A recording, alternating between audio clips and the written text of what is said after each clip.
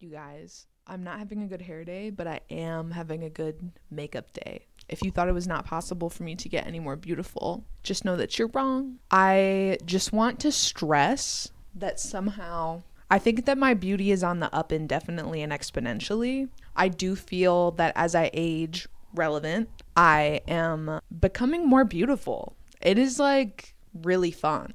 I find myself like growing into myself, and I think that's as simple as it is. Like it just I feel that I'm leaning into myself and I'm more me than ever, and I think that I'm beautiful.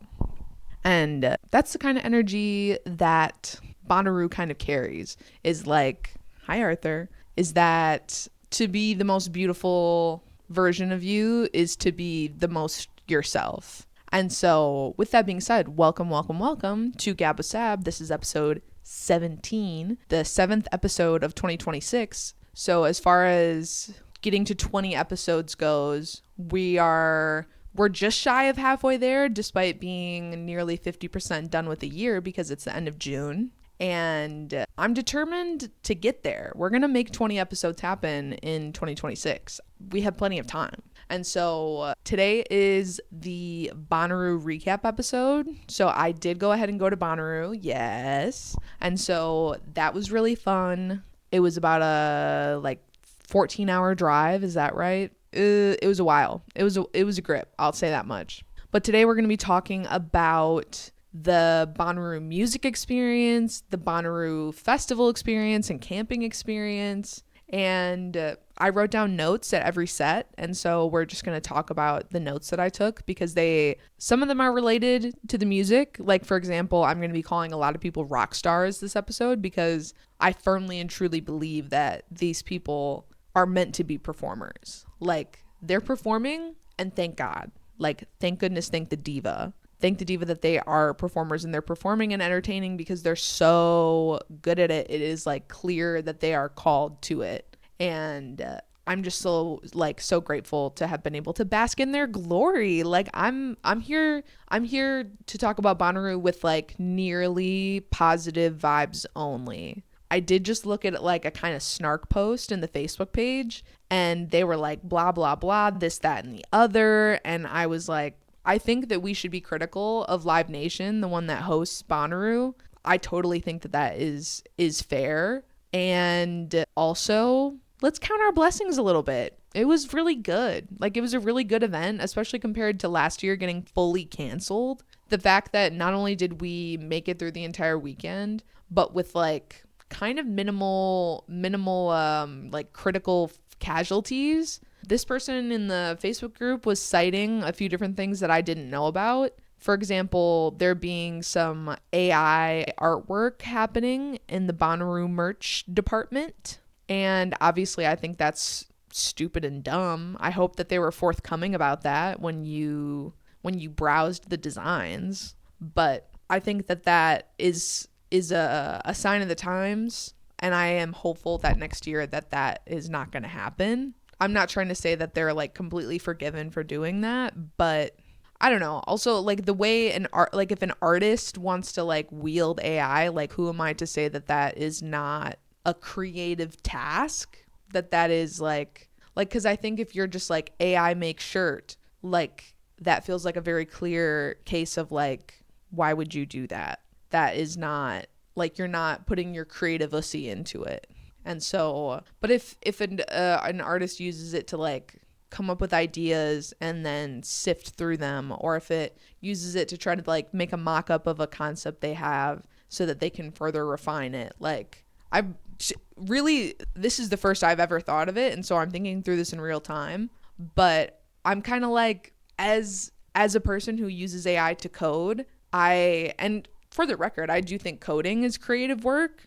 I do think that there is a lot of like boilerplate and monotony to it that AI like removes so that I can do creative work with it more like quickly and easily. And so anyways, as somebody who does use AI for work, and I also use it, I'll try to keep this brief, but I also use it because it allows me to offer my services for cheaper, because it takes me like literally less time. And so I can work with clients that have less funding, like independent musicians, for example. And so that is how I justify my use of AI. I do think using it for a t-shirt design, it gives me pause, I'll say that much. And I'll go ahead and say that it also gives me stop. Like, it's like, you just like didn't have to do that. And like, what did it really save you? So I don't know. I'd be curious for like visual artists' take on using AI in their work, and if they consider it like a tool in their toolbox, or if they consider it something that like is absolutely never going to be included. And I know that there are people who fall on that side of it for sure, but and a lot of people fall on that side because of like the obviously like environmental impact of AI, and like the sometimes like municipal impact, if that makes sense. That it is, you know, coming into these communities and promising new job development and stuff like that, and whether or not it's actually going to deliver on that can be a little nebulous. I know that here in Milwaukee, there is a data center that's been going in Racine, Wisconsin, which is about 30 minutes south. And like a friend of mine has been hired by Microsoft to like be a maintenance technician, and said that they were hiring a lot of people and that they were paying really well and that the benefits are really good. And so this is obviously anecdotal data, and there's plenty of opposition to the data center. Like, there are people making petitions and different community organizations that are like, I think, you know, trying to lobby against the data centers in the area. I do feel like a bit of it is just kind of like AI outrage of it all. And it's not actually like, I don't think that AI data centers like spell doom for the world the way I get the impression online, because it's just like, God, I don't want to say it's like simply not that serious, but I just don't think that the widespread implications are actually all that bad. I think it's being like a little bit blown out of proportion. And I don't know, maybe I'll cut this because like this is my take, and I am open to feedback in the comments. But please, if you're just gonna say like AI is always bad, AI is like, if you're gonna be doomer about it, like, I just like, be serious. I need you to live in reality with me. I need you to like come down. And I feel like I should disclaim this. If this is the first time you're seeing this podcast, I am a leftist. Like, very, very much not a Republican, very much not in favor of like big tech supremacy. And I think that we should be like holding tech companies accountable in a better way. And I think that this AI outrage is in part a good way to do that, and like the boycotting of certain services and what have you. And so like, and I engage in that. Like, there are AI tools that I like never even give the permission to like operate on my device. And that is like purely from a like, let's not, like, my perspective is like, let's not shoehorn AI into everything. AI, and when I say AI, I mean generative AI and the like chat, like agentic models that we have come to know in the last year. And but AI, like technology, like machine learning and building these models is not new, nor do I think it's inherently bad. I think it is technology that is now, like I said, being brought to the masses and shoehorned into every single product. And so the adoption has been a bit forceful. It's kind of like there's no room to pump the brakes. And so everyone is trying to slam the brakes. And I'm like, I do think that we need to employ a pump the brakes strategy. Like, this technology is useful, but it's also resource intensive in a lot of ways. It's also like resource intensive not only in like energy consumption, but in like literally developing new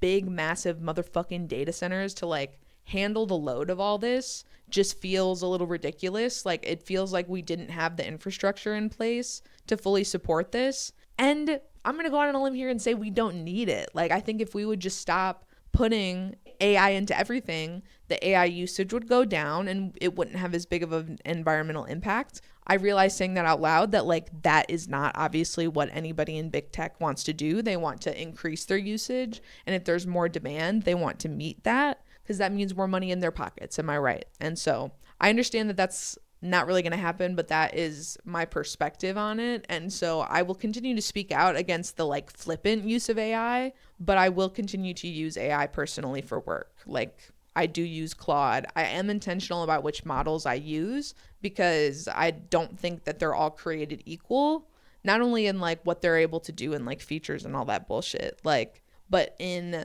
how they move, like how the company is moving, how the company is prioritizing offsetting their environmental impact, how they're trying to build like diverse and inclusive models. And so I think Claude is doing it the best. I don't know that they're doing it perfectly, but I do think they're doing it the best. And it is also coincidentally the best one for coding. And so I'll continue to use Claude despite Microsoft VS Code really explicit encouragement for me to use whatever model they decide is most appropriate for it. They want me to use the auto mode because then I get a 10% discount on my credits. And I'm like, fuck you, dude. I don't want your other goddamn models. Like, and what, you're going to give me GPT? You're going to give me a chat GPT answer? Like, I give a fuck. Chat GPT can kiss my ass. But Claude Sonnet, I give Claude Sonnet a kiss. So you may have noticed that we're recording in the daylight. And so that is not only because I want you to be able to see my beautiful makeup and my beautiful-ish hair,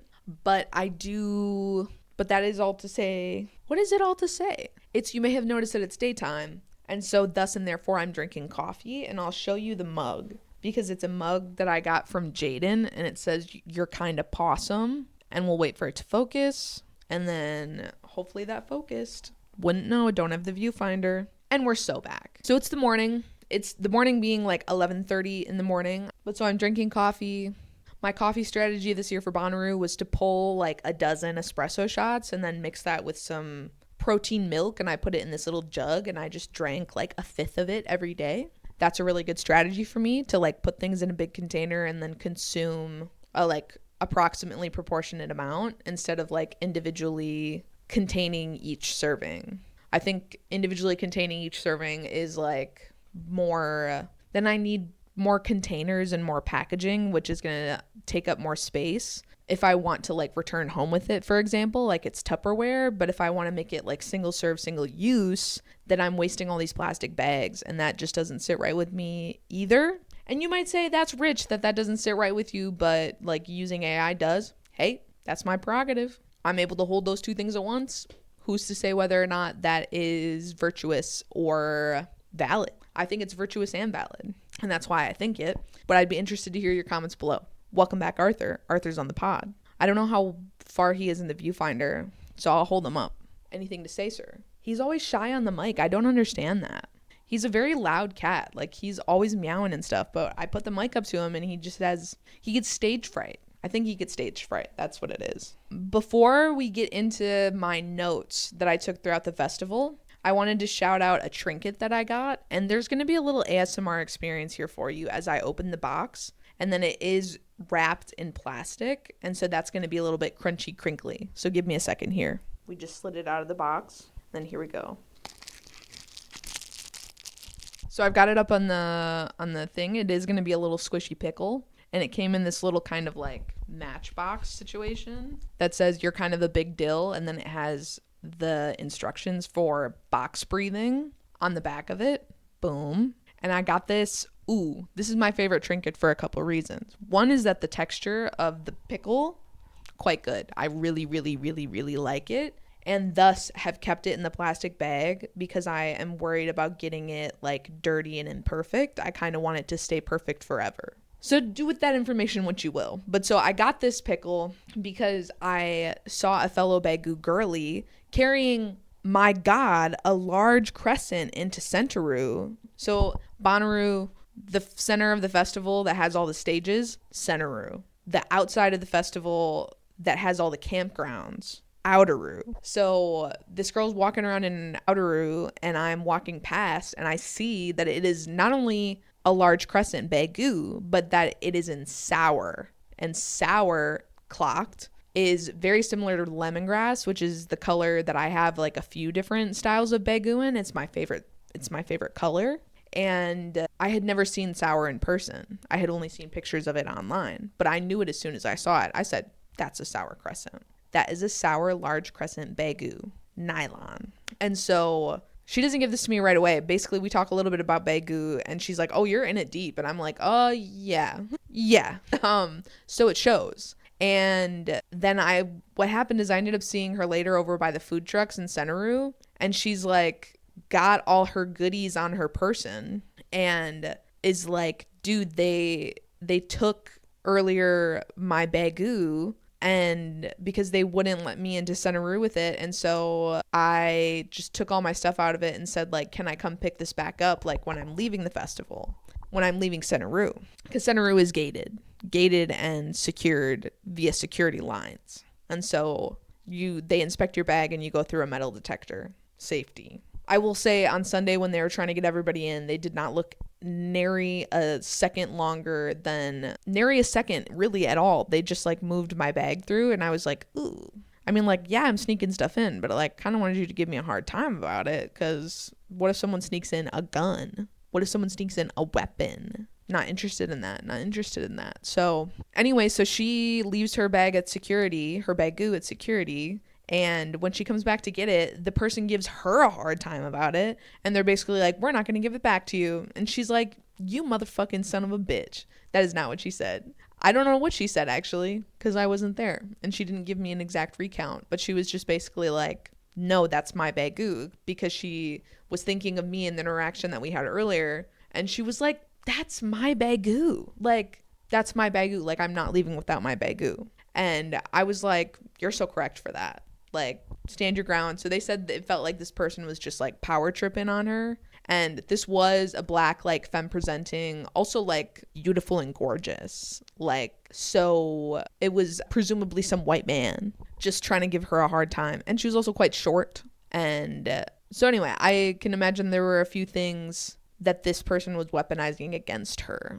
But she gave me this dill pickle to be like, thank you, because it is my bagu and I'm going to keep it. And so shout out to her. Can't remember what her name is. Isn't that just par for the course? Coffee time. So other trinkets I got include a lot of little ducks, and I put them all up on my shelf as like a little army. Maybe I'll include a picture. But with that being said, I think let me begin by doing a quick overview of all the people that I saw, so you know what to expect and who I'm going to talk about. So I did see Vince Staples and Skrillex on Thursday. They only had 4 artists on Thursday, and so it didn't start till the evening. I liked that, actually, because not only was it a late start to the day, and that was kind of nice. It was nice to like have the day to chill and like walk around and discover stuff and like eat and mentally prepare ourselves. And it gave way to a lot of Thursday arrivals, which I think is good, because I think coming Wednesday is obviously ideal if you like can afford the time off. But if you can't afford the time off, then a Thursday arrival is kind of nice. And so this allowed people, I think, to be more flexible or more accommodating with their travel. And so anyway, and it also was everybody at the same set for the whole evening. So like the whole festival who's already there are there and present at this one main stage. And so it like starts everybody off on a very like unifying foot, because it's like, okay, yeah, you saw Skrillex, like you saw Vince Staples, very cool, didn't you love that? Like automatic conversation starter. That's really good for the people on the spectrum among us. I need tools in my tool belt. I'm begging. So then on Friday, it was a big day for Colin, and so I was kind of along for the ride. So basically did we see DJ Trixie Mattel? DJ Tracy Martin? No, we didn't. That wasn't until Saturday. Okay, Friday we saw the Lambrini Girls, and then Wednesday, and then Rachel Chinariri.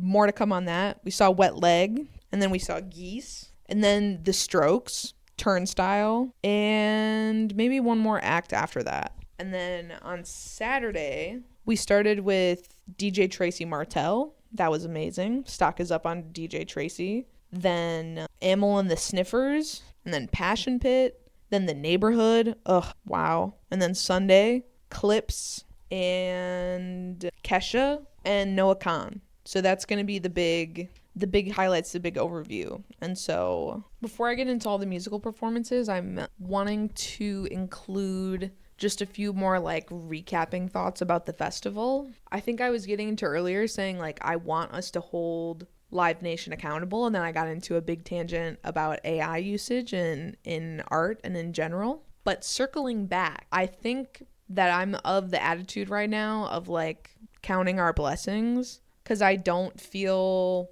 moved to focus on the negative aspects. Like nothing really ruined my experience. And it seems that some other people had like bigger challenges. Like some people got raided.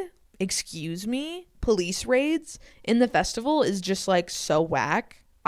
There were people arguing in the Facebook page about like whether or not a festival is meant to be a place that you do drugs, and that you do illegal drugs, I should say. And I do think having undercover cops is fucking whack. It's not cool in the slightest. But I do think that when you do drugs at a festival, you know, like the risk you're engaging in. It's like, okay, I'm going to do this, but I have to, like, if you're going to sneak drugs into the festival, you have to sneak them. You have to sneak them into sunburnaroo. You need to put them in like whatever, the brim of your hat, or in like a pouch in a pocket in a bottom of the water bag. Like, unless it was Sunday and you just got passed right in. But I think like, I don't know, acting like, oh, I did something illegal and I got caught for it is like, oops.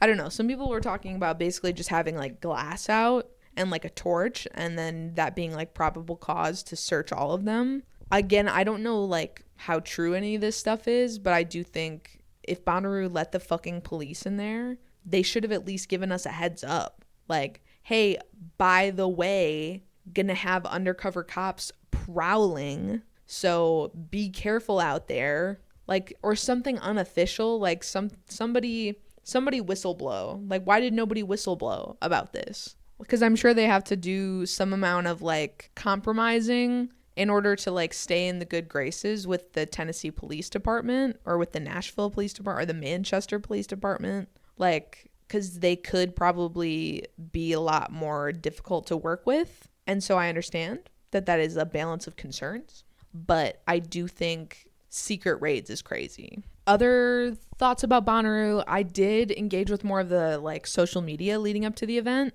which was fun. I think their social media team this year kind of really snapped. Like they really popped off with making interesting content and making funny content, and then doing good recaps of the shows that happened like in real time. And it was nice. Like, shout out to them for that. They did a good job. Let's get into it. Okay, so Wednesday. Wednesday was the day that we arrived, and it was the day before any like more official like lineup performances were happening. So in Outeroo, in the group camping area, they had Susto, which was kind of like a folk music. And I was like, why do I not like this? Because I had been saying that like folk, I think just like isn't for me, but that Noah Khan is like bringing me into that folk flavor. And like Hosier has some folk influences, like,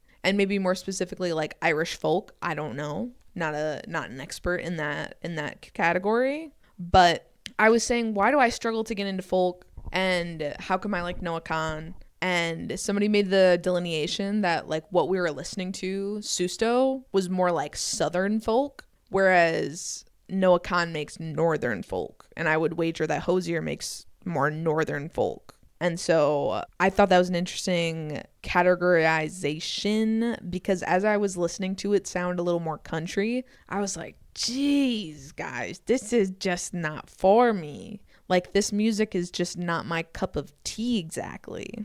So that's my conclusion there, that it's Northern and Southern folk. Let me know what you think about that in the comments. Next, I wrote down the thought that I do talk how I text. Like, I will say abbreviations out loud, or I'll like really emphasize like I got to go. GTG, I got to go. Or I'll Bert, I'll be right there. I'll BRB. I just think that there's a lot of evidence to suggest that I am doing more of talking how I text than texting how I talk. But I do think I text how I talk. But something I was thinking about this is like, let me know if you guys do this too. I visualize the word that I'm saying as I'm saying it.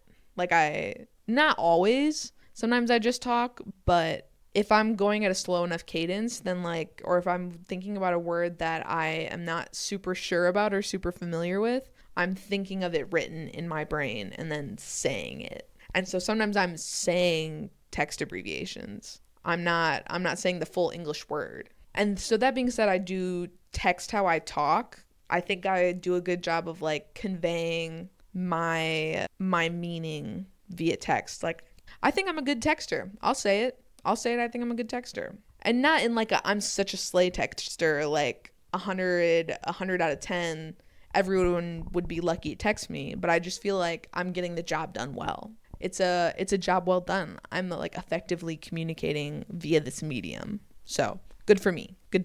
Okay, welcome back. Had to go get a sweatshirt. It is chilly in my house. And so it's chilly out here in the streets of Milwaukee. It's 50 something degrees, 60 something degrees. It's brisk. I'll say it. I'm kind of enjoying doing this with paper notes. I might translate my notes from digital to paper when I record the episode, because then I get to have my notes right in front of me and I can kind of like decide how I'm going to tackle the whole thing. And the reason that I did paper notes for my bonnaroo notes was because I was trying not to pull my phone out, not only to conserve battery, one, but to just like avoid seeing notifications and like generally being reachable. I was trying to be a little bit, how you say, present. And so that was one of my strategies, was to like write my physical schedule down. And I didn't do that until the last 2 days. And I really wish I would have. But then schedules were changing on Sunday. And so like I still had to check my phone, but then it was delayed by like an hour so I could like do the mental math. Okay, so Thursday, first day of official music. The highlights of the 4 artists that performed were Vince Staples and Skrillex for me, and those were the third and the fourth performers. And Vince Staples was basically touring Crybaby, the album that he just released, and that's going to go ahead and be the music shout out for today's episode because that album is so good. I love the artwork because I love that red that he chose. It's kind of beautiful and stunning. It's giving My Beautiful Dark Twisted Fantasy, but like maybe even a little cooler. I'll put up some visual comparison here, but and hopefully that's a Kanye album I'm thinking about. I'm not like a big Kanye head. So anyway, not only was obviously the content that he had to perform was really good and fantastic, slay-mazing and swaggerific, some were saying, but he also performed it like a punk set with like a live band and like a live like 5-piece band, like drums, guitars, bass, the whole lot. Did Vince Staples pass the Bechdel test? He did pass the Bechdel test. He did have like a femme presenting person in the band, and so I know that this is like a bastardized way to use that phrase, but I'm meaning this to say like they had a woman in their band. Basically they're putting money into the hands of women and platforming women. So if they don't do that, they give me pause. Like, who you choose to be in your band is an intentional decision. And, you know, I get wanting to just like bring your homies up, but like now I think that you have a responsibility, especially as a larger artist, to funnel that income from this into diverse crowds and diverse groups. And so obviously me saying that about like a black person is maybe rich, maybe that's rich, but I do think like women in music are experiencing more like exclusion from like it's a very male space. And so I decided to care about that.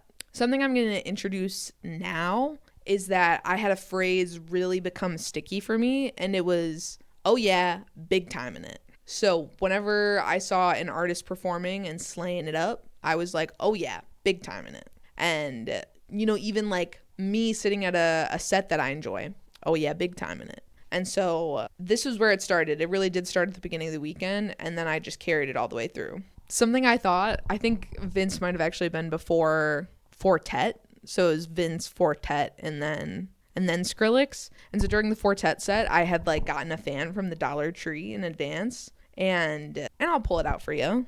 Here we go. Here we have the Dollar Tree fan. It did a good job, all things considered, but the note that I wrote about it was that when it's open, it's giving femme, and when it's closed, it's giving mask, because it's like a penis. And then when it's open, it's like a vagina.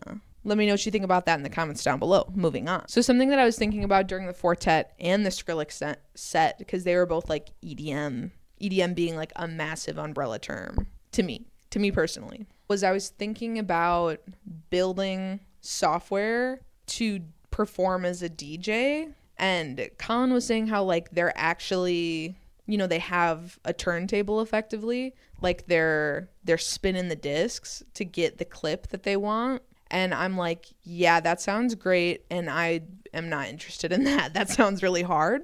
And so I was thinking about building software that allows you to like queue up something for a particular number of bars and like affect different attributes of it. And so Colin was saying that there is a setting that on a particular channel or a particular like track where you can control whether it's looping or it's not looping. And I was like, why not be able to queue it up and say like loop this 8 times? I'm thinking about making software so that I can DJ, and I think if I build it, then I can make it exactly what I want. And if it doesn't fit to like other DJ standards, then I don't give a fuck. I don't give a fuck.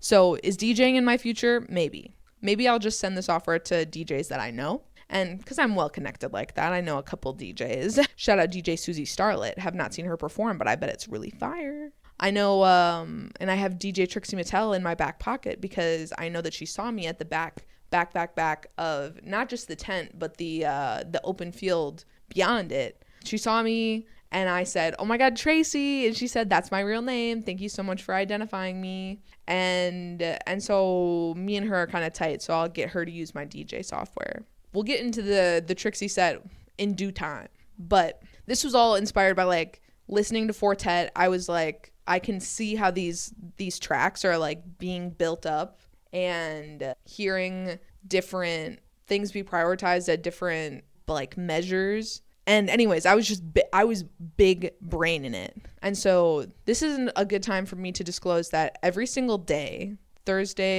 Wednesday, Thursday, Friday, Saturday, and Sunday, the 5 like days that I was there, I drank a 25 milligram THC brooch from Venture. On Sunday, I shotgunned it.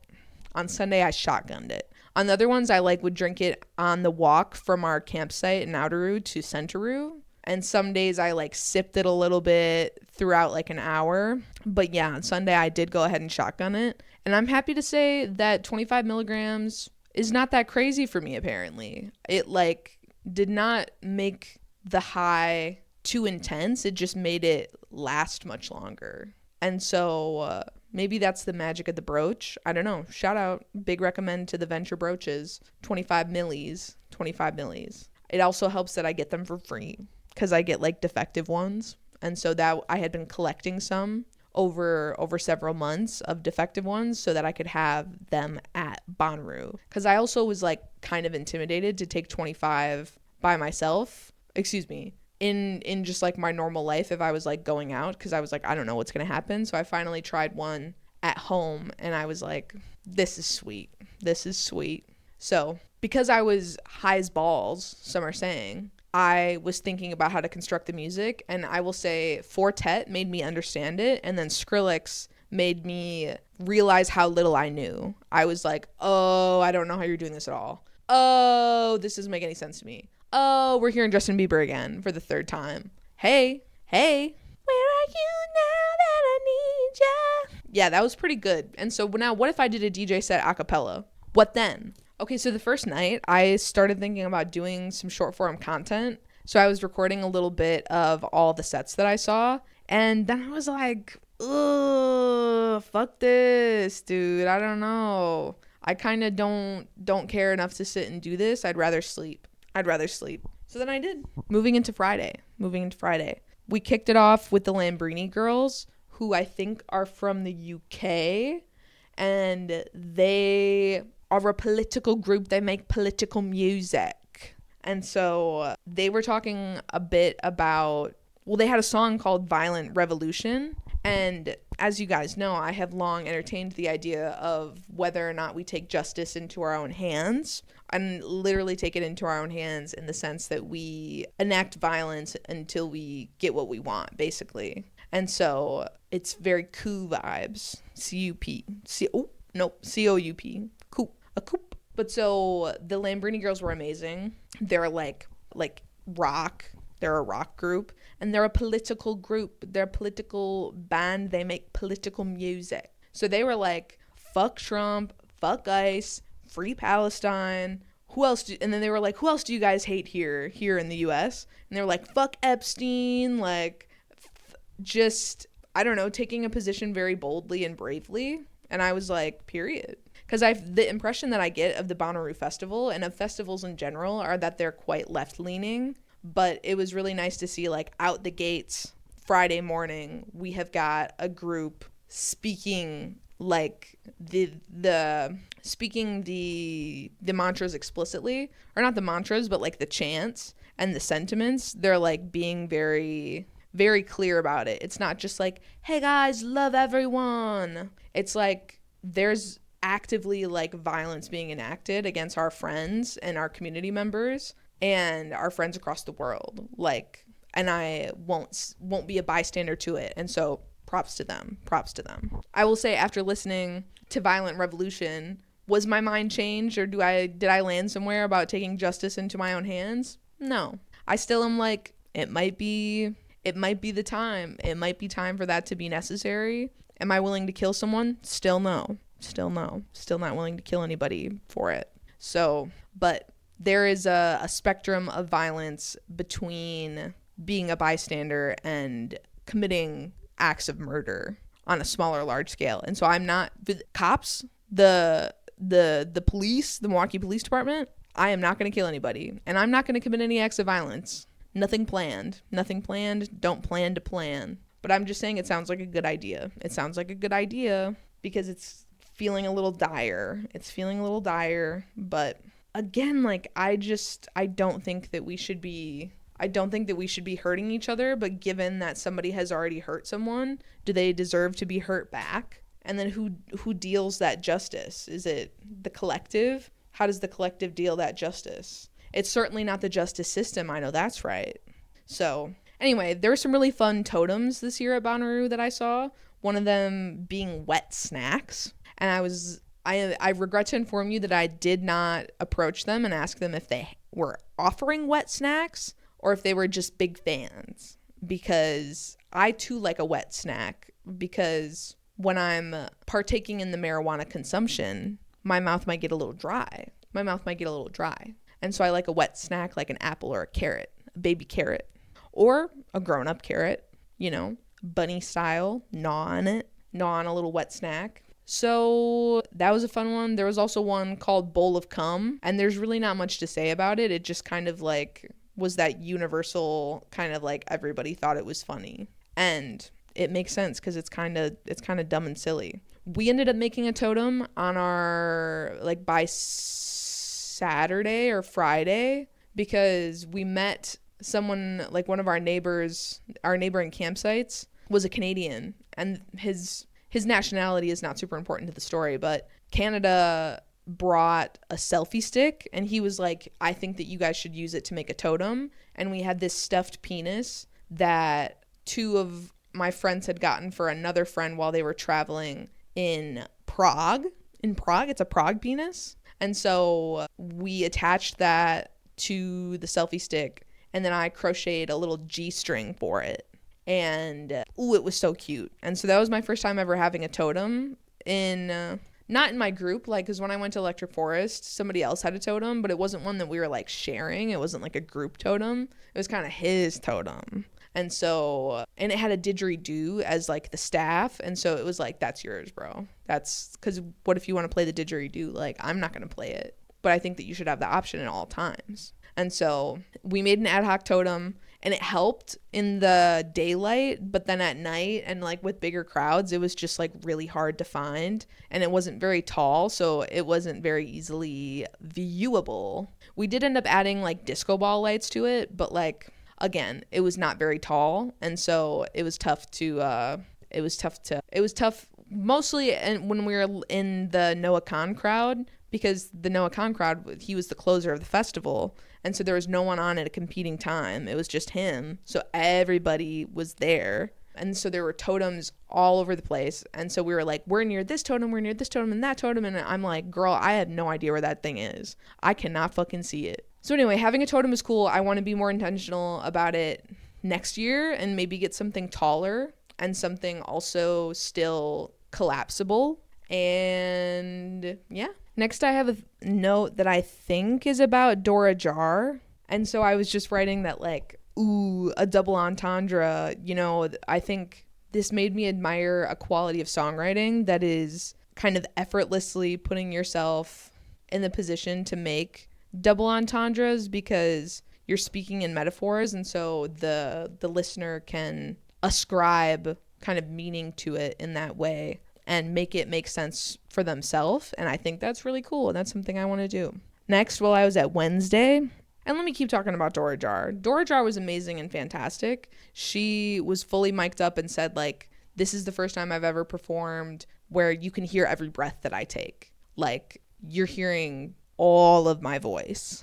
And her voice was so beautiful and so similar to the recordings. Like, I had the same experience with Rachel Chinariri later in the day, that I was like, this sounds exactly like what you recorded, and it's clear to me that this is your 100% voice. Like, I don't know if they had any effects on it. They were tasteful and insidious in that way. Like, they were incognito.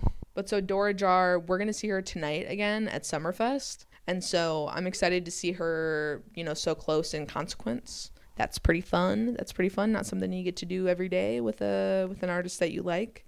So yeah, Dora Jar was amazing. If you're gonna listen to a song by Dora Jar, I would recommend Polly, or I'd recommend Multiply.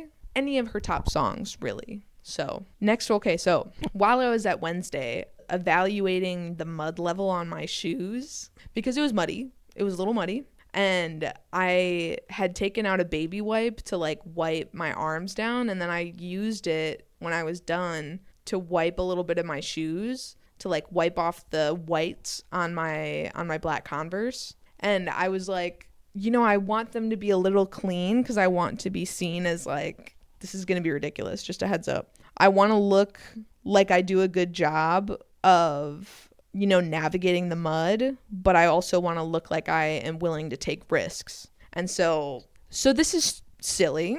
I'm refraining from saying the word stupid, but this is like what's going on through my psyche, is like, I like want I want what I show up as to like symbolize who I am. And so I'm like, I have a fear of being incorrectly perceived or like inappropriately perceived. And so I was like, if I clean these up, like, then people might think that I'm not risky enough, that I'm like not actually trying to navigate the mud, or not, like, I don't have the courage to just like get my shoes dirty.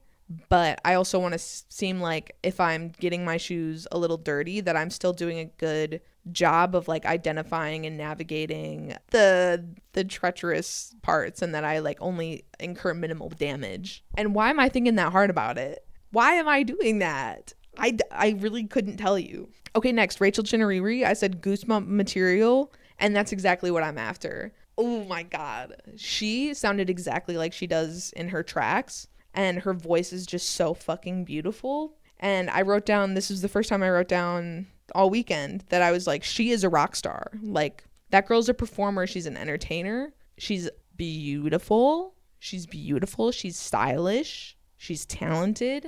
She has a body of work that speaks for itself. It's really like It's wow.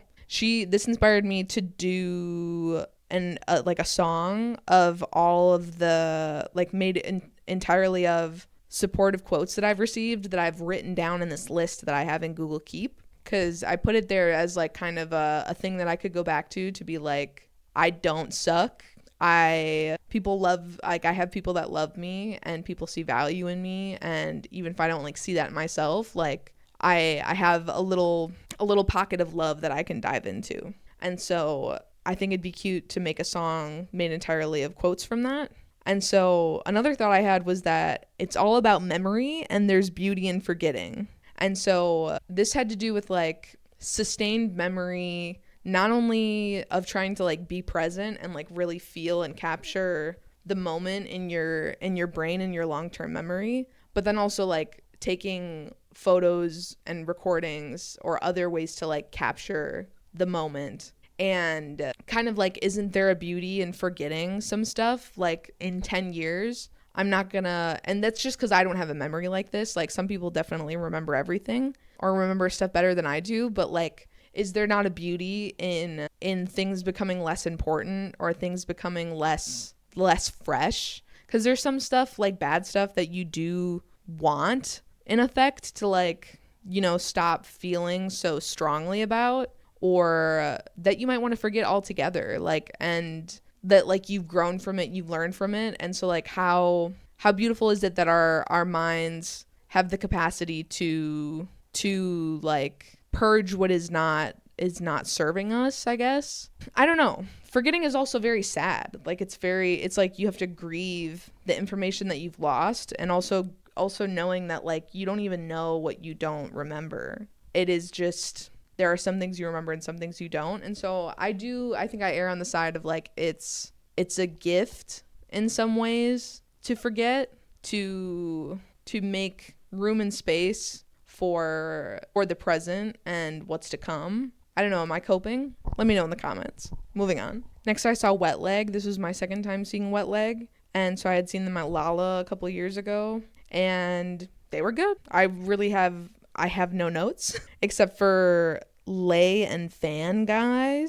I don't know what I meant by that. Anyway, moving on. The next band we saw was Geese. And so something I thought was interesting at this point is that we were experiencing as an audience, as a crowd, this kind of like common tragedy that was the mud. And so seeing how people act in this time of turmoil is really interesting. And like whether or not you are trying to be like supportive of your fellow festival attendees, or if you're like really selfish about it, or if you are like considerate when you are moving around people, or if you're moving around people laying on a blanket or what have you. Because it's like all of us are suffering with this exact same ailment. And so what do you do in the face of a collective struggle? And generally people were pretty good about it, I feel. By the way, Wednesday, Dora Jar, Rachel Chinariri, and Wet Leg all passed the Bechdel test because they all have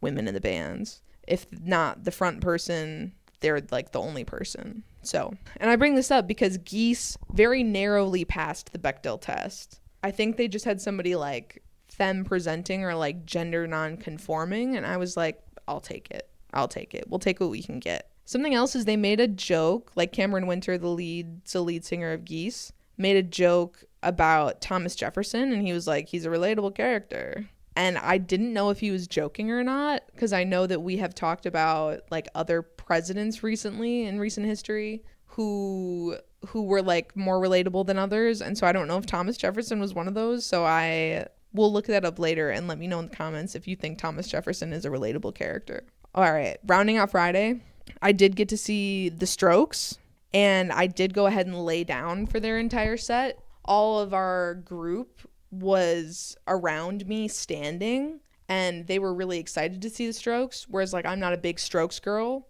I know the hits, but especially after seeing and really just hearing Julian Casablancas talk between songs, I was like, these guys are not for me. They're actually not that good, and this guy is kind of fucking annoying. Like, he was just so like, I don't know, like as though we're lucky for the privilege of his presence, and that he didn't have to like care about doing a good job. He forgot the lyrics of some of his songs, and like I get that might happen out of nerves, but it's clearly it was clear that that's not what was happening. He just like had this attitude of like, I don't give a fuck and I can do whatever I want. And so he was saying like stupid shit. Did I write any of it down? I didn't write any of it down because it was just kind of ridiculous. I would be interested to like look up on TikTok or something if anybody posted clips of him saying stupid stuff. I'm sure there's compilations, because I'm ready and willing to believe that he is just that much of a clown all the time. And then I'll go out on a limb here and say like the Strokes, the music is fine. And maybe it's because they've been around for a long time. And so like I think it's tired because I have seen or I've heard a lot of music that is inspired by the Strokes or something. And I like that. Like, for example, Dayglow, or I don't know, like they kind of paved some of the path in modern rock. I don't know. I'm like guessing like they probably did. And so like, should I pay them any amount of respect? Like maybe. But for the most part, I'm paying them to get off my stage. Something I was thinking then after the Strokes and pre-seeing Turnstile is that I was worried about being perfectly packed, like my backpack going into Sunburnaroo. I was like just really, really stressing about having the right things. And so I ended up going in on Friday and I forgot my hat and I forgot my earplugs. And so I asked some of our other friends to bring them when they came in. And I was just like kicking myself. And then I said, if being perfectly packed is like the biggest chase right now, then life's not so bad. And so life's not so bad. And then lastly, Turnstile did pass the Bechdel test. Good for them. They also had a lot of people of color in their band. Good for them. Well, good for the people of color. Good for everybody.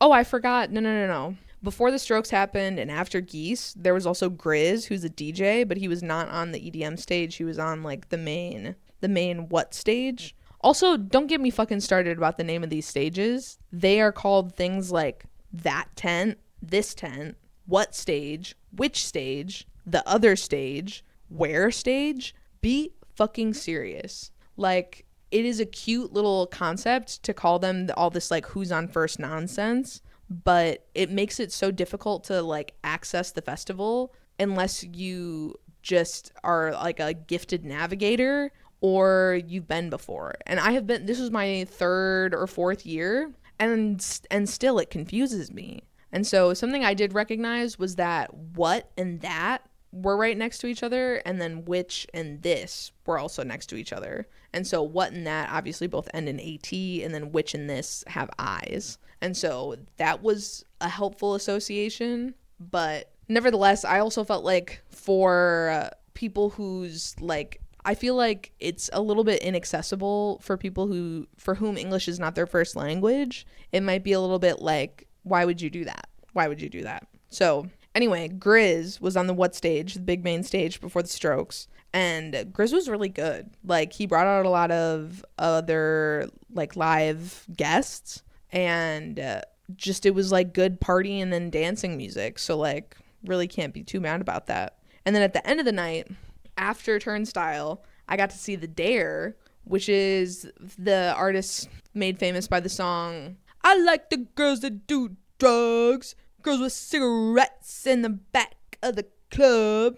And so he's a funky little silly white boy in that way. And he was really good. Like, I didn't recognize anything until the song that I just did an impression of, You're Welcome, by the way. They played, it was literally only him on stage. And he had all these lights behind him. And so he was like 15 minutes late because they were still setting up these damn lights. And I'll say it, they were pretty effective. And then the bass was like really fucking disgusting. Like, it was so big and loud. And so I was so grateful to have had my earplugs brought in by my friends. Big shout out. But I ended up going to the back. I started up very close, and it was intense. It was rattling my arteries. That's for sure. And then I was like, I don't need to be this close. I don't even recognize these songs. Like, and I'm not like dancing, vibing necessarily the way that I thought I might. So I went to the back by our friends, there were three of us up there, but it was packed so tight that like we didn't really have enough room to dance. So anyway, we moved back and then got to sing the song Girls all together, and it was really fun. I think he's doing fun stuff. I thought his energy was really good, and it was a good way to end the night. That was like a show that started at 12:30, actually 12:45, so it wasn't done until 1:30, I think. That was my latest night. One thing I'll note about Friday is that I missed a few people. I missed Smino because I didn't prioritize it because I thought that he had gotten, like, I thought that the set got canceled, but that's not true. Apparently it was really good. I also missed Hot Mulligan because I wasn't willing to walk through the mud between Grizz and the Strokes because it was just so muddy, and I was like, I just don't want that smoke. Like,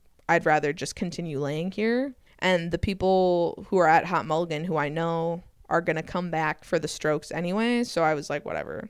I also missed Lil Jon, and that is because I just straight up forgot that he was here. He was there. I forgot that he was there. And so that's a bummer. But nevertheless, we persisted. I'm going to go eat some chicken nuggets, and then we'll get into Saturday and Sunday, and I promise we will start moving along a little quicker. And then I've got a couple notes that I've written down since. So to kick off Saturday, I have a biblical reading. Quote, "The not so ugly girls tend to get prettier as the week goes on." John 36. I heard this secondhand from somebody about a gentleman named John, 36 years old, who made this comment regarding trying to fuck one of his neighbors, but her friend wants to fuck him, and he's like, well, the not so ugly girls tend to get prettier as the week goes on. And I think this goes to show there's not only incredible, mindful, compassionate individuals at Bonnaroo, but also some people with different motivations. Speaking of which, there is allegedly an orgy that happens every year at Bonnaroo, and I do not know if it's a joke or not.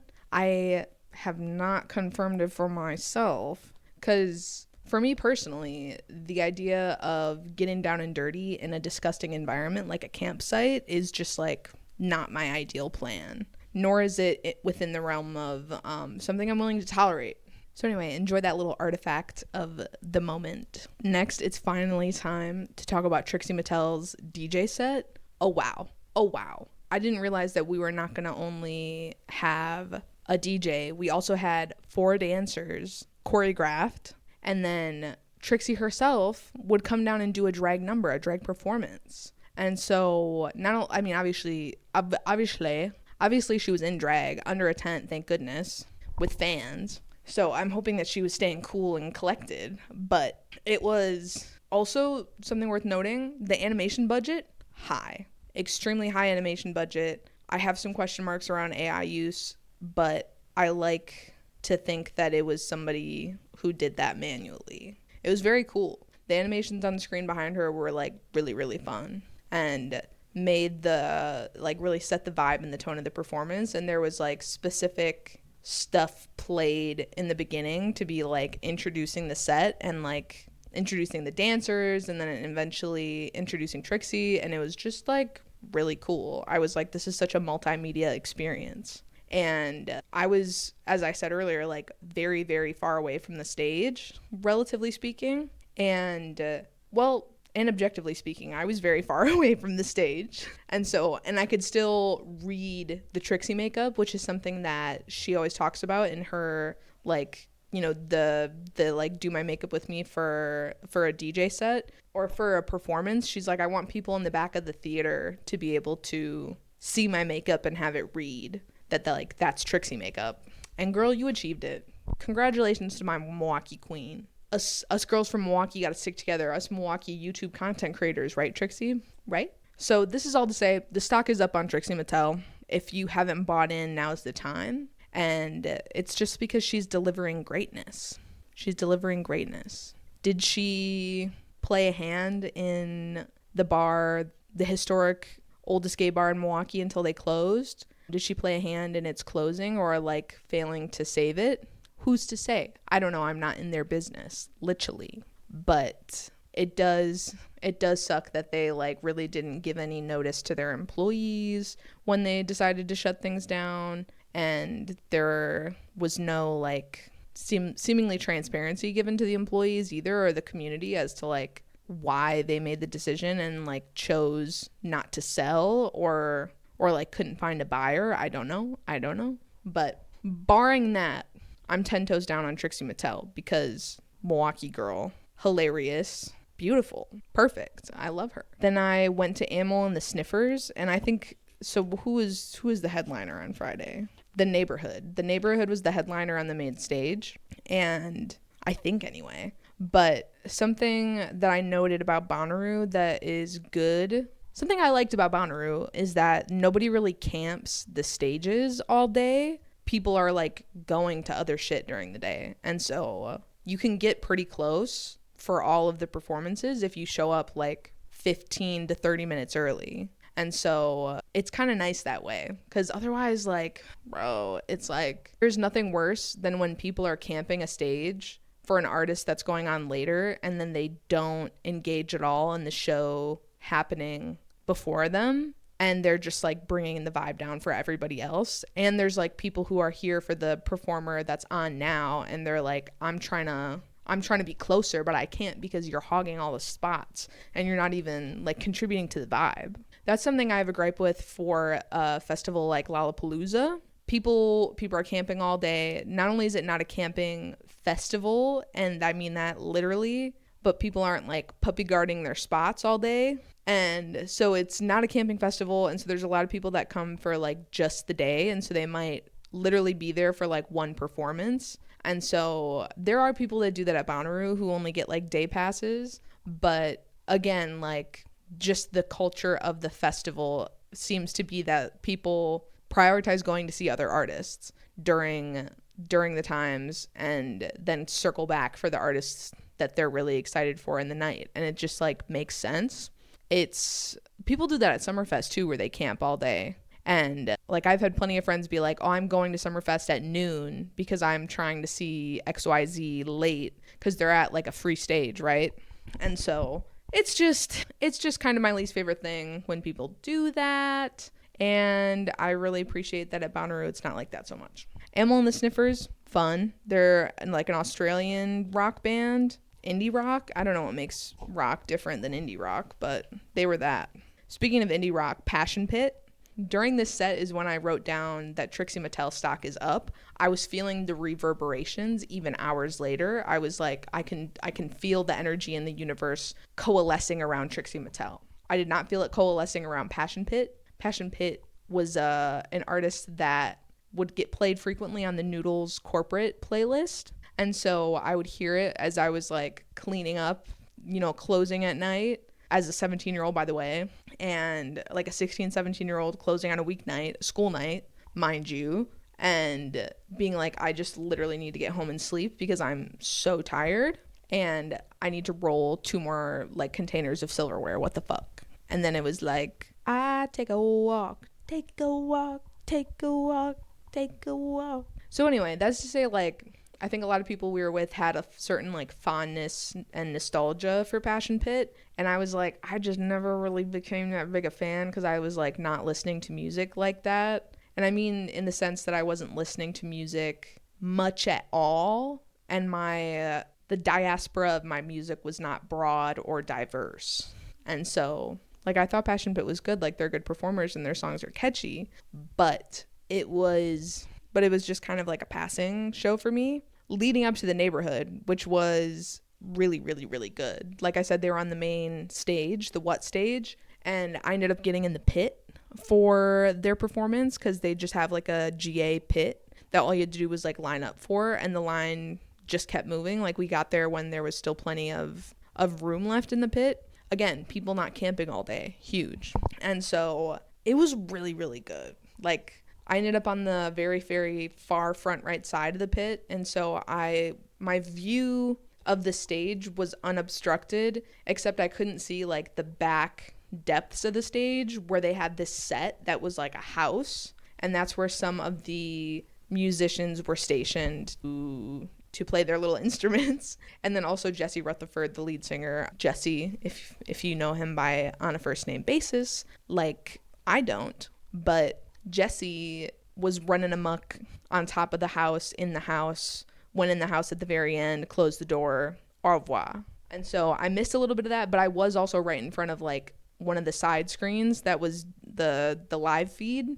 And so if I couldn't see him, I just looked up on the screen, and then I was like, oh, look, there's a, 40-foot screen, 8K, showing me what's going on, like right in front of my face. So like, really, it could have been worse. It could have been a lot worse. And the people who were in the pit were like excited to be there and singing along, obviously. And so, but it seemed like they collected quite the crowd because it was happening at the same time as Kesha's Super Jam, which is a show where she's meant to like invite lots of other artists. They perform covers, and it's just like a fun little silly set. It's not like a dedicated Kesha set. Kesha did have a dedicated set, and I did go to that, but that we will get to that in the next day. And so the neighborhood, so good. They played all their hits. They played some of their new music, which I hadn't listened to at all yet, but now I will. I won't go as far as to say that they're part of the music shout out, in part because I want Vince Staples to stand on his own as the music shout out,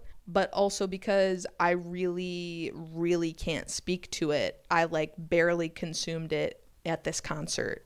And so at this performance, at this show. But speaking of nostalgia, the neighborhood holds a lot of nostalgia for me, not only from my like youth and like middle school, high school, but also from after I graduated college and like the pandemic. Then I had like a really obsessive relationship with them where I was listening to their artist page like every day. And so I would listen to it while I worked. I would listen to it while I cooked. I would listen to it while I took a walk. I was just really, really loving the neighborhood. I was loving their new stuff and old stuff alike. Like I said, I was just shuffling their artist page, which is like crazy. I've only ever done that with the neighborhood and Young the Giant, and then I've tried to do that with Breakins, but then I famously made my own playlist for his discography because he has released a few songs a few times, and so shuffling his artist page just like doesn't work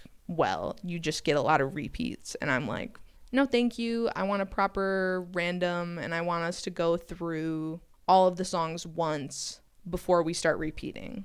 That's what I want out of a shuffle feature. One thing I'll say about the neighborhood's new stuff, though, and I did take notes on this, shout out to me. I said the new stuff is soft indie pop punk, question mark, not another punk MGK posty turn. Because I feel like if they're going punk, like, okay, like I said, Vince Staples going punk. Fuck yes, love that. Obviously, in my eyes, he can do no wrong. Like, and I'm not trying to say that artists pivoting is ever, correct or incorrect. It's whatever they want. But I would just like hate to see a group do a punk turn because it's trendy. So I will listen to their new music for the next episode, and I'll let y'all know what I think about it. So anyway, Saturday I had kind of an early night because I ended up trying to find our friends and walked around the whole place, and then realized like Colin had been waiting for me by the entrance to the neighborhood, but apparently had been looking at the exit and didn't see me exit.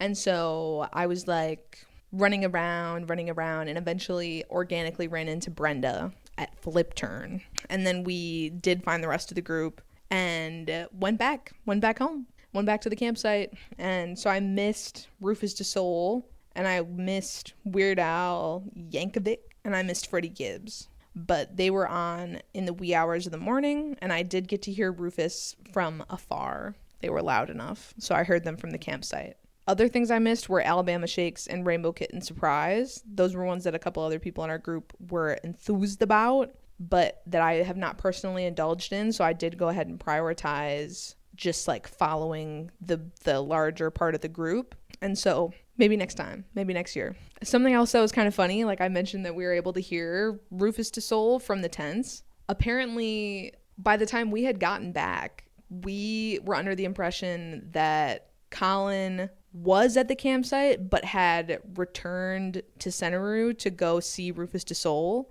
But it turns out he was sleeping in the car and then like suddenly woke up and just kind of like sprinted to Sunburnaroo and didn't like realize that the rest of us were there at camp. And because the cars like border our campsite, and so he was able to like get out of the driver's seat without having to like cross through our campsite. And apparently he just did not clock that any of us were there and left without a whisper. It was kind of crazy. because we were like, where were you? And he was like, I was at the campsite. And we were like, no, Diva, we were at the campsite. And he's like, So good for Colin. He got to go see Rufus, and I got to go to sleep. It was pretty nice. It's pretty nice. I did do a daily shower while I was there. I would shower every morning and like fully shampoo, condition my hair, wash my body, because I was like, I'm not fucking around with this like layers of dirt buildup or sunscreen buildup or grease in my hair, because my hair gets greasy so fast. And especially on the last day I was wearing a dress, Sunday, which we'll get into shortly here. So I did do a daily shower, but it meant that I had to wake up considerably early so that I wouldn't like actively get sunburn while I'm showering. Because on the first day, on Thursday, I didn't wake up till like 8. And then by the time I'm showering at like 8:30, 9, it's blistering. I'm feeling my skin cook as I sit here under this like trickle of a camp shower water.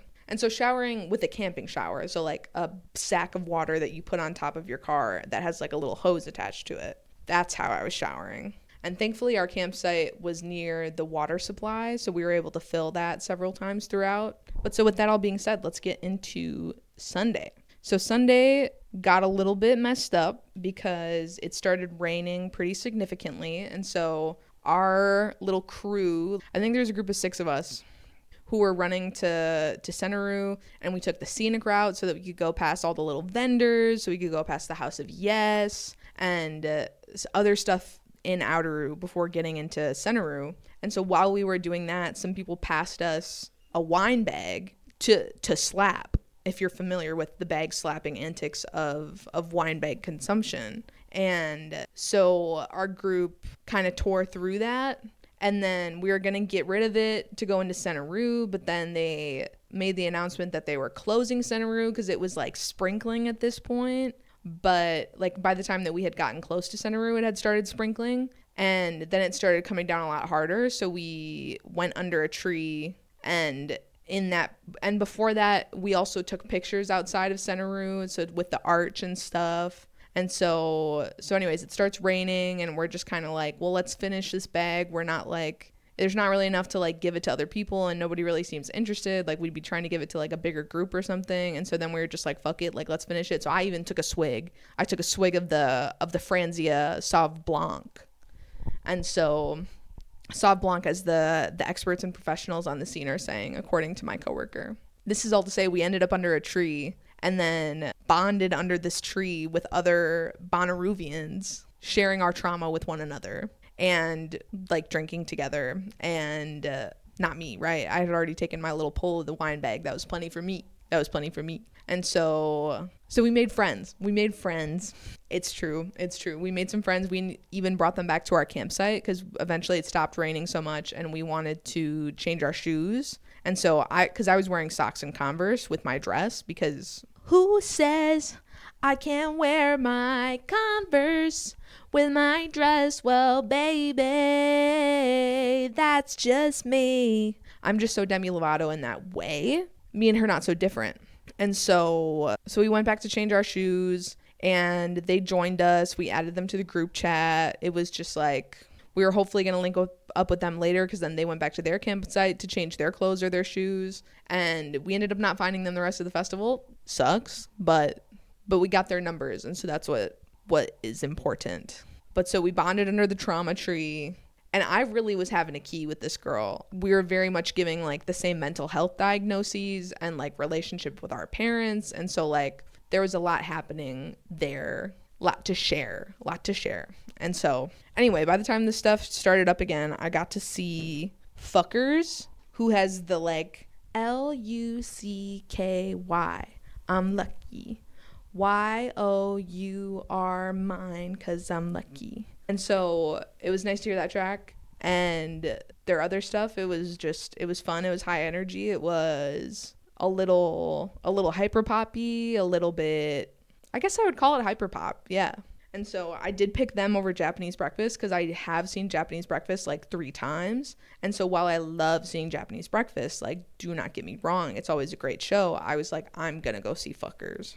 So that's who I went to go see. And then I didn't see another performance again until seeing Clips, which is famously Pusha T and his brother. And then at this performance, Colin and I had a big heart to heart. So it ended up being like, we're sitting here talking about like growing up adjacent to Black culture and like what it looks like to kind of like pay homage to that in a respectful way as an adult, but and like, is there a way to participate in it as an adult having grown up in it? And I'm not trying to say that like I grew up in the culture per se. Like I grew up in a community with Black people in it and I had Black friends, but I'm not like, I wasn't in it like that. Like obviously there's elements of Black culture that I just like will never understand because I like don't know what it's like to be a Black person in the world. But this is all to say we were talking about this, and then we got into talking about like, because Pusha T and Neptune lost their mother, and that's what incited them to make this most recent album, to like come back and get on the tour circuit again too.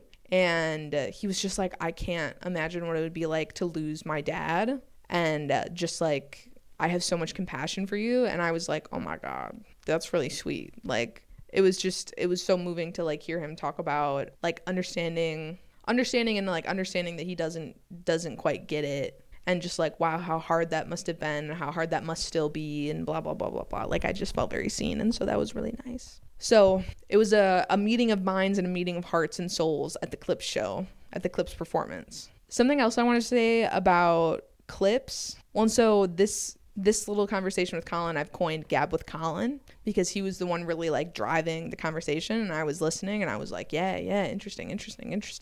And so something else I want to say about Clips is they have this line about like being culturally inappropriate, and whether or not, and like, so I want to compare their perspective of like capturing and sharing their culture and their lived experience is not, there's no like intentionally packaging it for a different audience. They're kind of like, we're making what we make and you either like it or you don't, versus Vince Staples talking about like catering basically to the white man in order to gain like commercial success. And maybe catering to the white man is like an oversimplification of it, or just incorrect altogether, but it's that essence of like, if I want to succeed and I'm seeing success from acquiring like white fans, and so do I want to create knowing that they're my audience, or am I creating music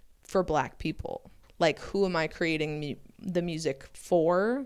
And does playing like the capitalistic game make it a less authentic like retelling of his life or of his experiences, or like of whatever it is? And I don't think that either is like, obviously I don't think either is wrong, like, or that one is better than the other. I just think it's interesting to see that contrast between two different artists, and hear Clips talk about like, okay, it's, you know, it's culturally inappropriate to like, apparently the culturally inappropriate bit is about them like letting people in on the culture, and that it's like not cool to share it so openly, that like there should be an element of like keeping it for ourselves being like for Black people, or like, I'm not quite sure, or maybe it was that it was like culturally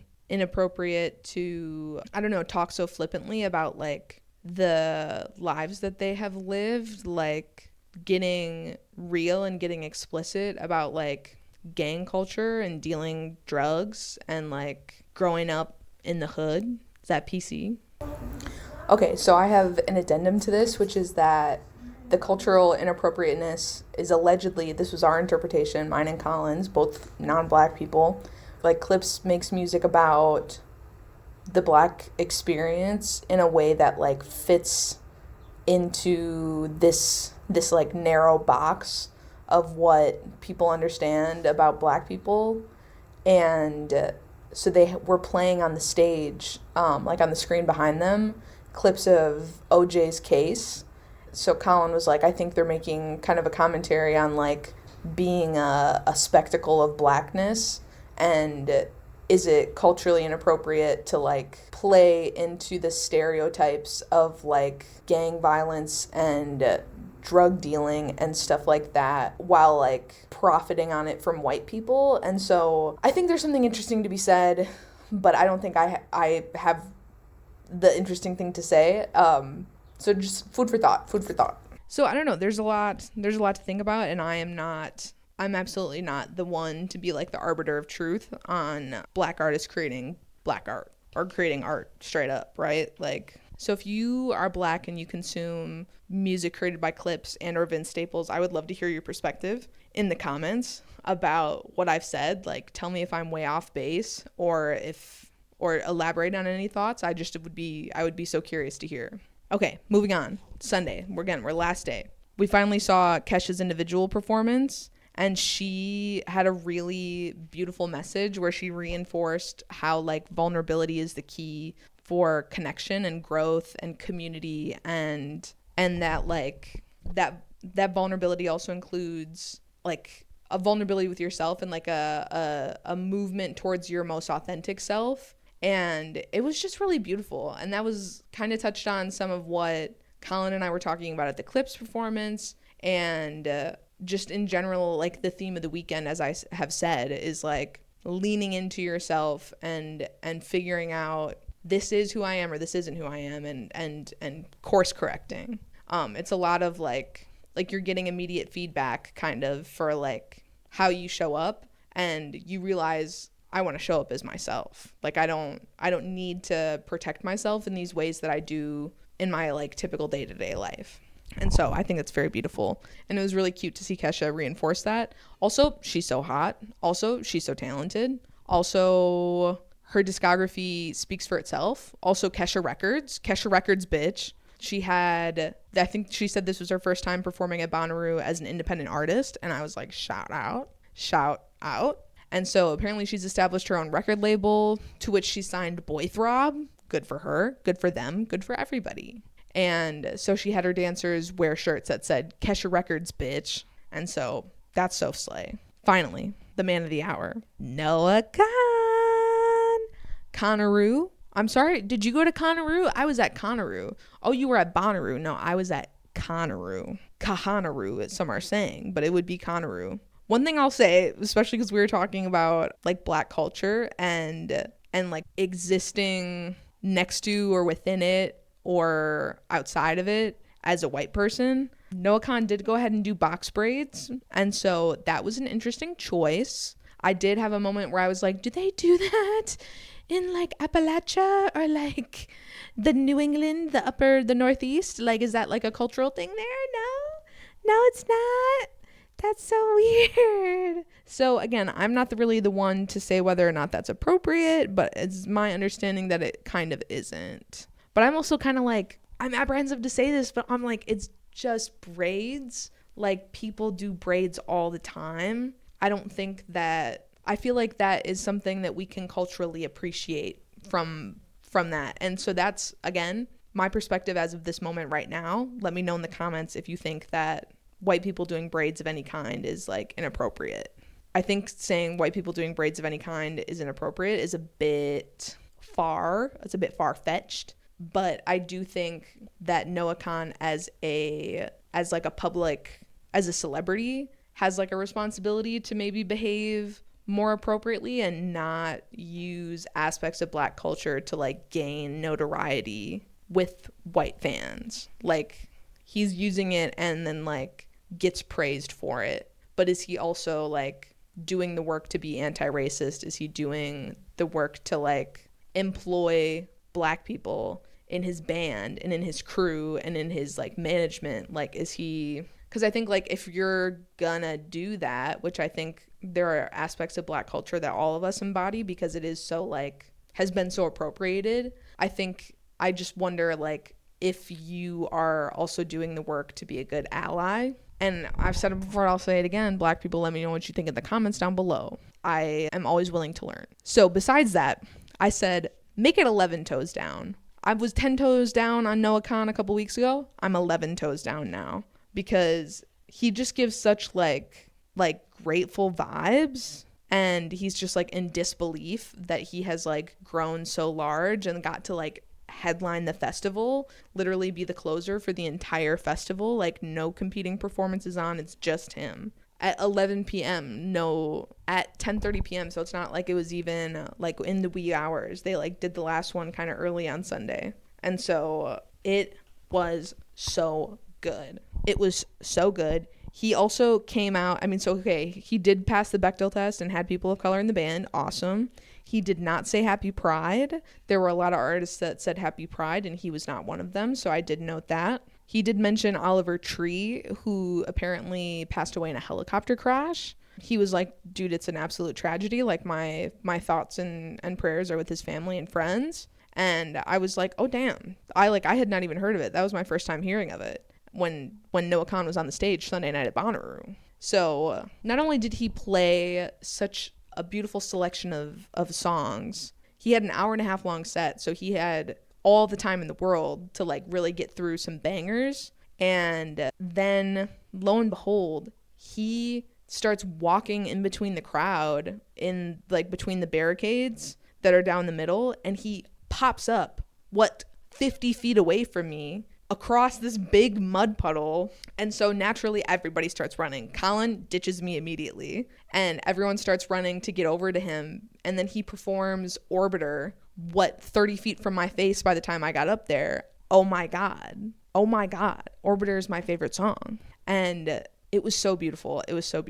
I ended up recording the audio for like the majority of his set as well as the majority of the Neighborhood. I did not start either of them at the beginning of the set, and so they are partial, but I only missed the first few songs in each case. And I started listening back to the Noah Kahan one, and you can hear me singing along and stuff. Like me and Colin, you can hear both of us singing along. And so I'm going to start doing that way more. I have done that a couple times, and I did that for a couple of like my friends who are musicians, because I was like, recording your whole performance in video, it just takes so much storage, but an audio file, so much smaller. So I feel the same way about capturing stuff for my own like personal collection. And so anyway, so I got to see Orbiter up close. He, I think, did another song up close, but I was just like reeling about seeing him singing so close to me. Oh my god, because I could barely see him on stage. I was really only consuming him through the screens on either side from where I was in the crowd. And so having him come up right next to us was just crazy. It was just crazy. Could not be more delighted with that turn of events. And god, what a guy. Just like charisma off the charts. He's just like so chill and just seems to have like a good head on his shoulders. And like what I've said in the previous episodes is that like I think he is setting a good example for young men in America, and I trust him for now. I trust him. I think he's doing a good job. So shout out to Noah. We're going to have one more brief interruption, and then I'm going to be back to talk about a few other bonnaroo things overall, including vaporoo, sunburnaroo, and bike short reviewaroo. So I'll be right back. Okay, everybody. Welcome back for the home stretch of the episode. I first wanted to talk about vaporoo because I gave you an update last week that I had bought Juul pods again. And so knowing that I was on the nicotine train, I said, I'm going to get a disposable for bonnaroo because a Juul just simply does not have the battery life for lasting all day. And then sharing with other people, I would have to bring like 2 pods every day to like accommodate the amount that I'm vaping and that other people are vaping. Because I was like, if people ask me, I'm not going to say no. Sorry, this is my Juul. And so I decided to splurge and get a watermelon geek bar, watermelon ice. And I'll tell you what, that thing was a little bit disgusting. After doing the Juul, which is FDA approved, the Juul feels clean. The Juul is not clean, to be clear, but the Geek Bar, like, it tasted like I was putting chemicals in my body, and I almost immediately was like, damn, I wish I had just gotten more Juul pods, and then like committed to bringing my portable charger and my Juul charger with me so that I could charge it on the fly. It would have been a little more expensive that way probably, because I probably would have like I said, like burned through more Juul pods, which were like a comparable price, even though you get like less life out of it, or less nicotine out of it. And so I did get a disposable vape.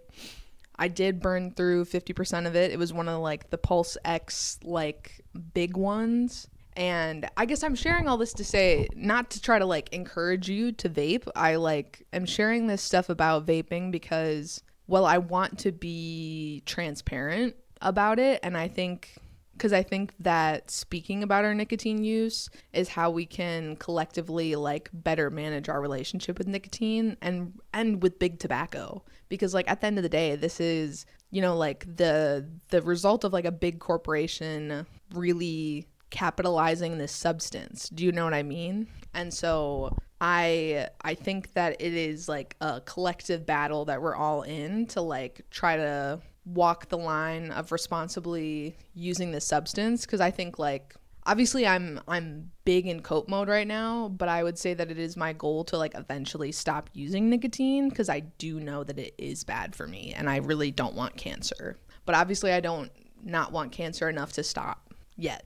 So anyway, I did, when I came home, I have now since offloaded the watermelon vape to a friend who was just trying to like have something for when they're out drinking. And so diva speed to them and everybody participate in this prayer. All right. Diva speed to them. Hopefully they can responsibly manage their relationship to this vape. Wishing them the best of luck. I did get more Juul pods, so I'm back to the clean girl Juul aesthetic, I guess you could say. And it does still feel kind of gross, but it definitely doesn't feel as gross.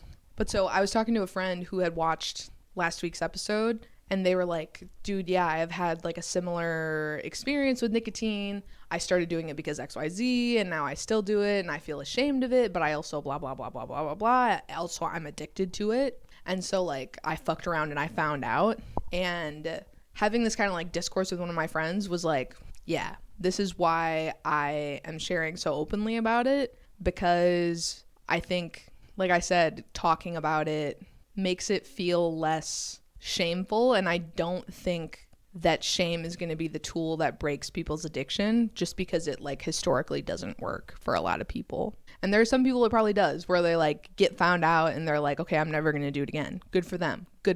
Would love to not have the addiction gene as strong as I do, but unfortunately that's not my truth. And so I don't know, maybe the thing we're not saying enough about substance abuse is that you're like abusing yourself with it.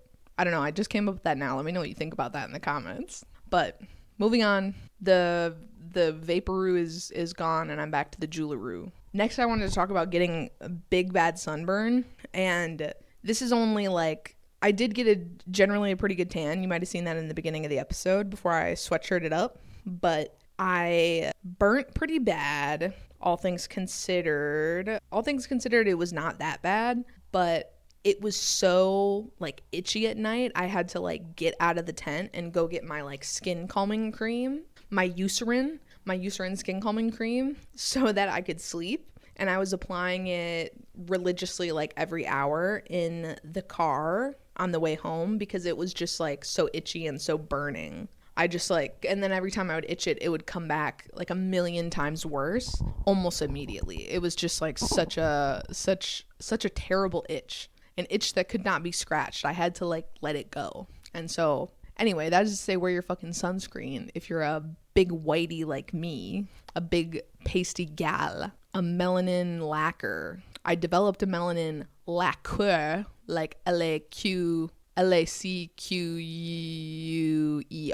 lacquer. That's my tan. I developed a melanin lacquer because I'm a melanin lacquer, as in I don't have melanin. That's a good one. Good job, me. Moving on. I wanted to review the biker shorts I wore, because I'll show you my outfits on the screen now if I haven't already. And wore biker shorts every single day. And I have some Mondetta ones. I have some Danskin ones. I have a pair of Lulu biker shorts that I thrifted. And then I have a pair of Parade biker shorts. And you'll be interested to know the ranking of those. And I'll tell you right now.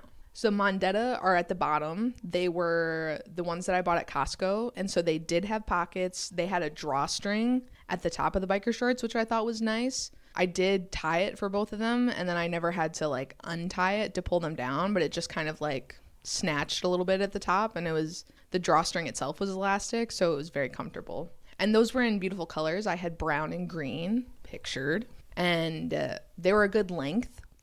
One thing I'll say is I had to like adjust these quite a bit, especially after I went to the bathroom. They just like didn't sit in my gooch really correctly. And so after the first day, I did actually start chafing a little bit between the very, very tops of my thighs. And so I was like a little bit annoyed that my biker shorts were like not preventing that chafing. I was like, this is exactly what you're supposed to do. I can't believe you're not doing it. And so the next day where I wore the other pair of the Mondetta biker shorts was better. But then when I went on to my third day to wear the Lululemon biker shorts, these ones really blew the Mondetta ones out of the water. I will say in drier conditions, the Lululemons would like sag a little bit, but in this like humidity and rain kind of weather, they were, and like where I was sweating a bunch, they really stayed put super well. And they stayed put super well in between my thighs and in my gooch. And so I wasn't finding myself having to readjust. I was getting,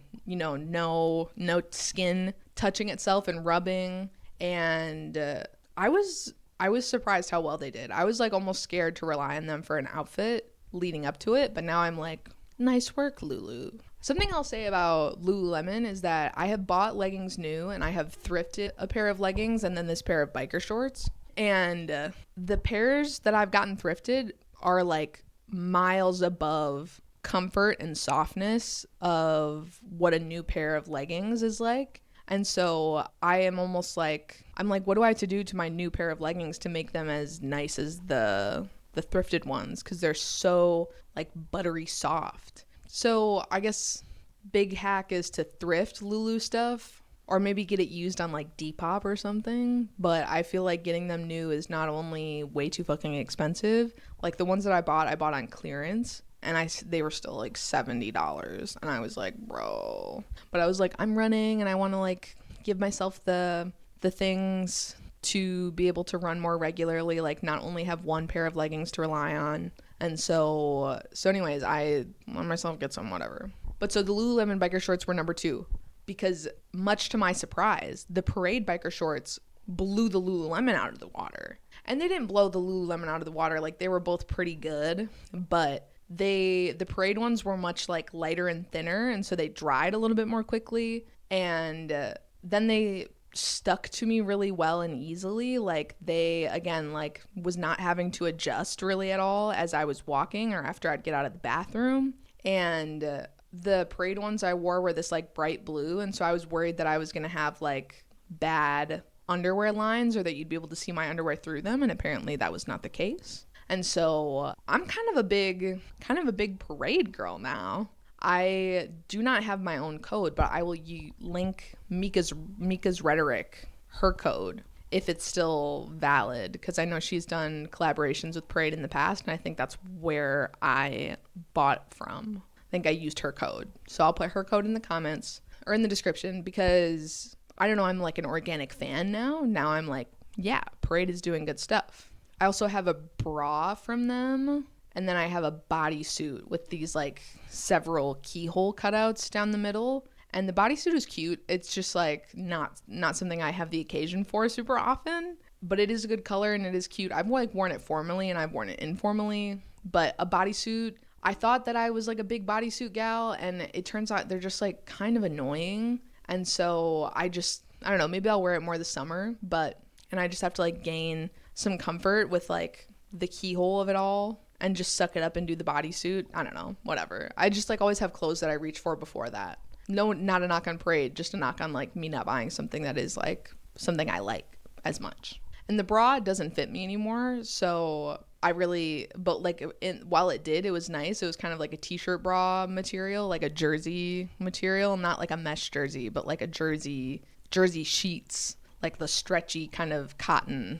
And so those are my rankings for biker shorts. It's Parade, Lululemon, and then down here, Mondetta. And I think the Mondetta are the most affordable probably. I don't know, the Parade ones, like they're always doing sales and stuff. And then Lulus, I would say, are only worth it if you're getting them secondhand. Lulus are not worth it to get brand new. Because like, as I'm saying, brand new, they're like not even that good.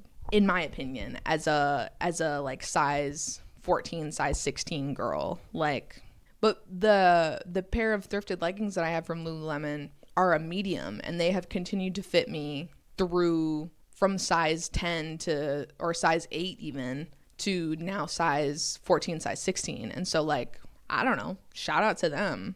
Whatever they were making their leggings out of, maybe it was in the before times, maybe they've changed their formula or something. And so I don't know. But that's my review of the biker shorts. And with all that said, thank you for listening to this episode. Our music shout out is Vince Staples' Crybaby. Listen to that whole album. It kicks off with a banger, so like front to back that bitch if you have the premium ability like that. Content shout out, I would say just the Bonnaroo Instagram.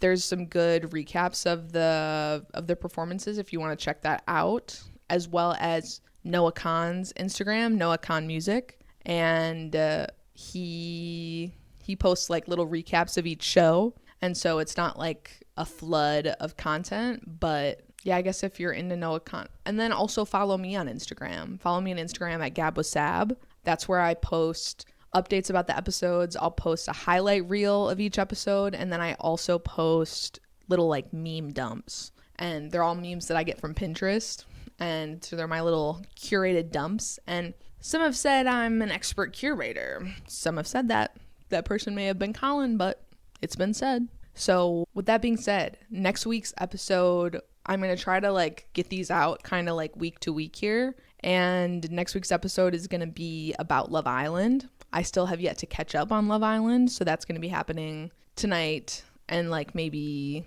Sunday. And so there's still there's a lot of content I need to see.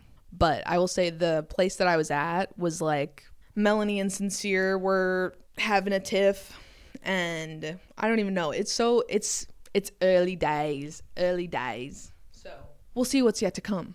But with that being said, thank you for listening. Make sure to like, comment, and subscribe, and truly leave a comment. Like, just let me know what you thought of this. I have single digit comments on every video, so I do truly read all of them. They all reach me. And if you're going to drop a hate comment, stop it. Stop that. Put that down. Anyway, see you next week. Bye bye.